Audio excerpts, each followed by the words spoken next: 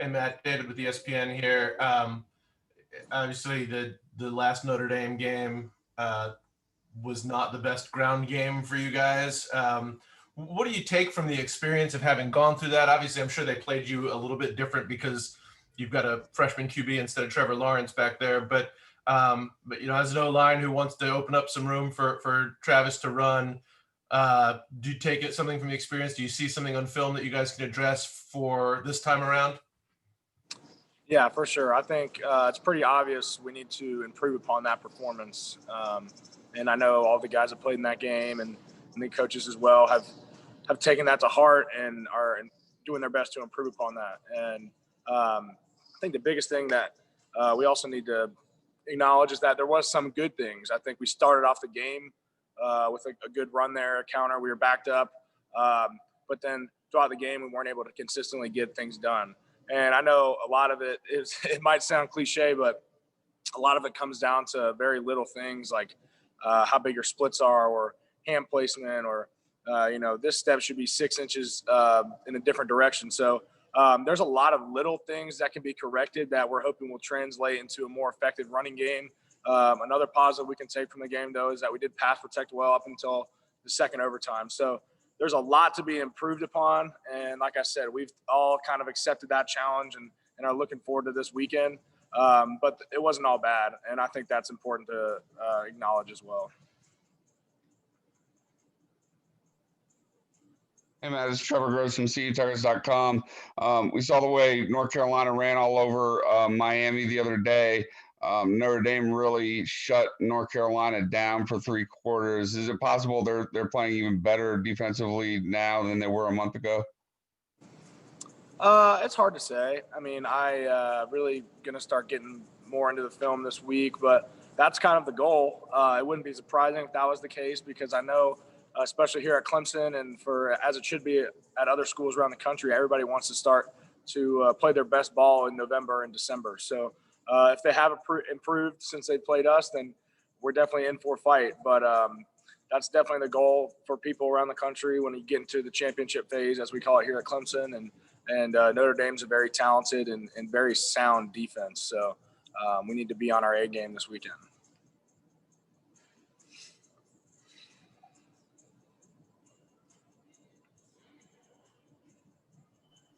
Hey, Matt, it's David Hood and Eli Hood here. What stands out to you about that Notre Dame defensive line? I mean, we know that they're good, but to you, what makes them so good? Is it talent? Is it execution? Is it a little bit of everything? Yeah, I think to say that, you kind of have to go on an individual basis. But speaking generally, they've got athletic DNs. Number 9, they're going to stand him up into the boundary, and he was able to cause some havoc, especially in the run game, making it hard to kick him out on counter plays and get some TFLs on the mesh crash.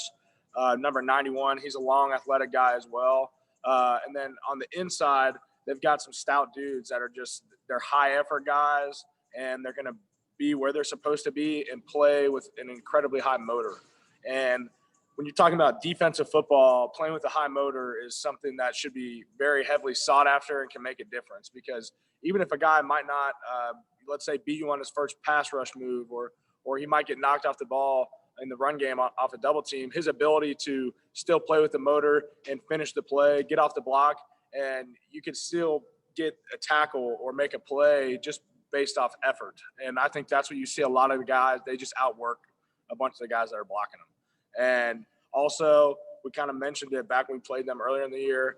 They do a good job of kind of confusing people and getting some crazy looks on third down. So it's a challenging group to play against, and it's a physical group. And a game like this should be physical. So like I said, everybody knows that we didn't run the ball as well as we wanted to last time, and we want to improve upon that this time around. And it's definitely not going to be easy, but I know we're up for the challenge. To add to that linebacker, Owosu, man, he's a baller. Do you kind of have to know where he's lined up? You know, I know that they kind of move him around a little bit. Yeah, well, if you don't know where he's lined up, then he'll hit a lick on you quick. So you better know where number 6 is lined up, because that dude comes with he's got a cement head.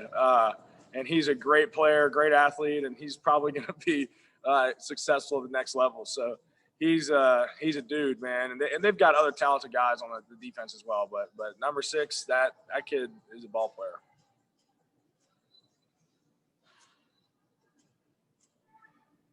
Matt, it's Trevor again. If you could just look back to that last game on a personal level, you know some guys on that roster, and obviously had to leave the game early with the injury. Just how much does this rematch mean to you on a personal level?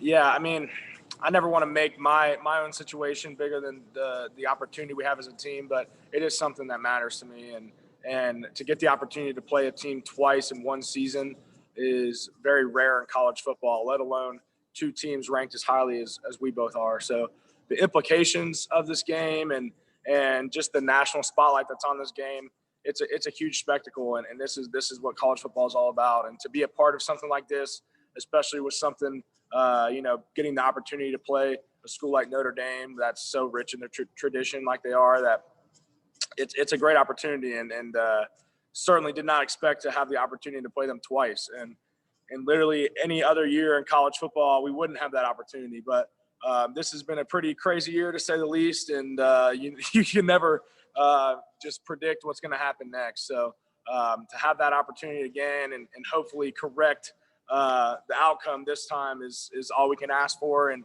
for me, just trying to stay healthy. Obviously, a lot of that's out of my control, but I know myself and all the other guys are really looking forward to have this opportunity this weekend.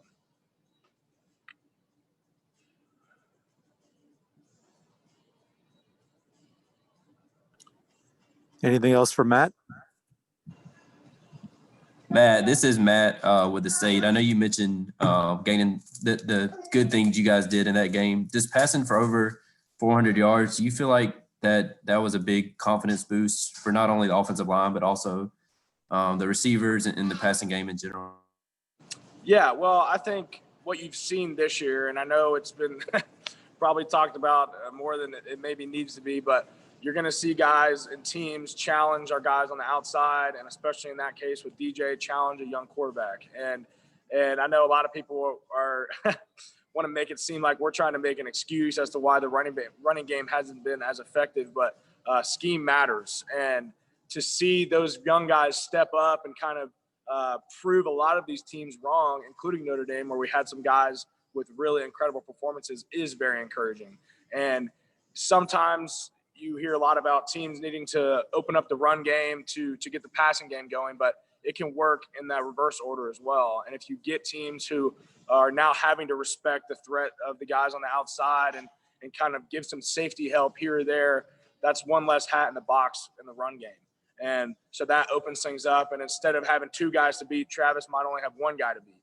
And a lot of it comes down to matchups, and everybody needs to win their matchup. Football is a game of matchups. But like I said, scheme does matter, and having the ability to have these young guys step up and be a legitimate threat on the outside is good for the entire offense and the team. So we've had some guys play really well this year. I mean, you've seen a guy like Cornell Powell, who's had an absolutely incredible year, a guy like Amari Rogers, who he's the same way as well. And the young guys are really stepping up too. So I know we're really excited about the type of guys that we have on our side. And like I said, at the end of the day, we got to win our matchups and get the job done. Hey, it's Hey, Matt. David again. It's a little bit. Go ahead. Hey, it's Anna with Clemson 24/7. Just in terms of freshness and how you feel physically coming off this bye week as a unit, you could speak to the offense or just the offensive line. Where do you feel like your bodies are in terms of maybe in recent weeks and previous weeks? Do you feel like this is the freshest that you've been in a while?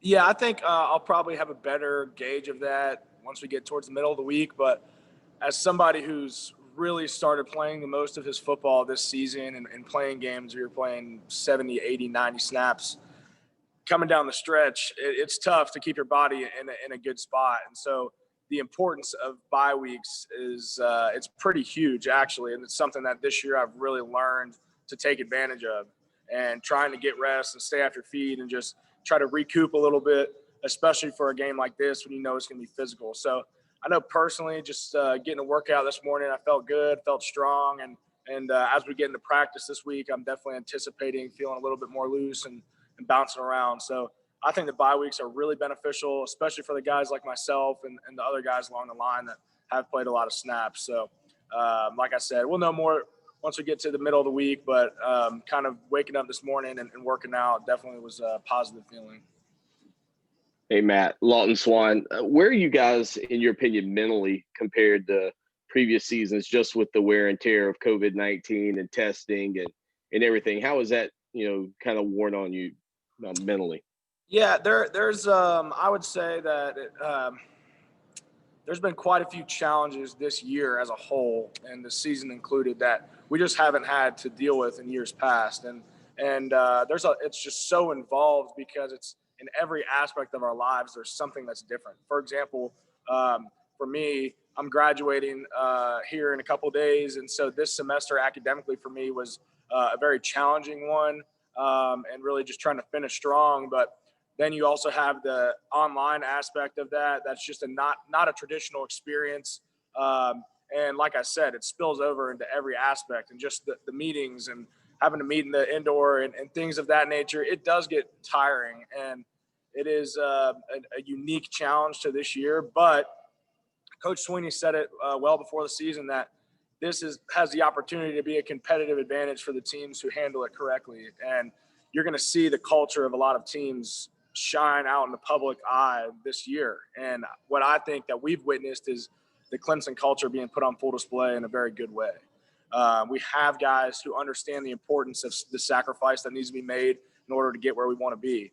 And it's a great question to ask because it does get tiring. And there's things that, sometimes you just don't want to wear the mask because it's annoying, but you have to realize that, as Coach Elliott says a lot, sometimes you have to give up what you want in a moment for what you want most. And it's hard and it's easier said than done. But in order to get where we want to be as a unit and as a team, we know that there's a lot of sacrifice that has to be made. Hey, Matt, I'm sorry, David, with ESPN again. Real quick to kind of follow up on that. Trevor was one of the most kind of vocal and in the forefront about wanting to play, and probably had the most reason not to play of anybody maybe in the country.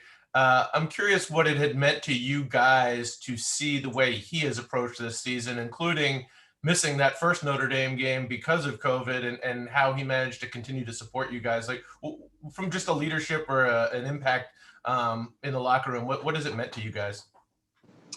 Well, first off, I appreciate that question because I don't think it can be overstated the type of teammate and guy that Trevor Lawrence is. And for all of us in this facility, he's come in here and handled himself with a crazy amount of class and dignity since his entire time here. And he came in with astronomical expectations and just a crazy amount of fame for an 18-year-old college freshman. And the way he's handled himself as a student athlete here at Clemson and on the field is a great example for a lot of elite level players. And I know that being Trevor Lawrence is difficult, and he's had this crazy spectacle on him for his entire career, like I said, and he's handled everything extremely well. And he's the type of guy who, as an offensive lineman who doesn't necessarily get all the accolades and the fame, I would love to play for Trevor Lawrence any day of the week. And as somebody who's his peer, just witnessing the way he's carried himself is something that I think I respect him a lot for. And the way he's used his platform for good and to be about the right things and really vouch to have a football season and using that platform to vouch on behalf of a lot of guys who maybe don't have the voice that he has. So really appreciate the way he's handled himself and the impact he's made this year, but obviously years past as well. And he's the type of guy that you love to have as a teammate, and just really respect the way he's carried himself. Hey, it's David again. You've gone into the past few years into an ACC championship game, with people saying, hey, they could still lose and probably still make the playoff. Now it's kind of understood. This is a play-in game almost for the playoff for you guys. Do you guys talk about that? Does it add extra incentive, or how do you approach this, knowing, You know, if we lose, we're in the Orange Bowl, but if we win, it might be a Rose Bowl. Well, that's actually kind of the attitude we've had ever since we lost to Notre Dame in the first place, because we knew that a 2-loss Clemson, whether it was to Notre Dame twice or to Notre Dame and somebody else, I mean, from that game on, when we did lose, we knew that we had to win out. And that's just the fact of the matter. And that's kind of one of the things that I think people love so much about college football, is that there's very little room for error. And yes, this game is the exact same, where, I mean, we have to win to get where we want to be. And I think it's great to have guys that know how to perform under pressure and know what's at stake. And maybe if that helps them stay in the film room a little bit more, or stay on the practice field a little bit longer to get where we want to be, then it's definitely worth it. And to know that we've got the guys, we have the talent and the capability to get where we want to go. Now we just have to execute. That's what it comes down to. Matt, this is Grace Rayner from The Athletic. Just going back to Trevor for a second. He's obviously played in a ton of huge games, but just as someone who has played with him for a while, what do you guys learn about him each time the stakes get higher? I think that he has an incredible level of preparation, and he's an incredible competitor. The best players need to play the best when the lights are the brightest, and he exemplifies that for sure. And he, you know, to expect to win, you have to put in the preparation to earn the right to win. And I think he definitely does that. And when he knows that the team is counting on a guy like him, who is immensely talented, to play to his talent level. And that's a lot of pressure to put on one guy. And the quarterback position in general, that's kind of how it is by nature, where a lot of people like to think that things live and die by the way the quarterback plays. And so to be able to handle that amount of pressure is, I mean, like I said, I think very highly of Trevor. But at the same time, he certainly earns the right to have the success that he does by his preparation. And then when he's out on the field, he's an elite competitor, and he's not going to be denied.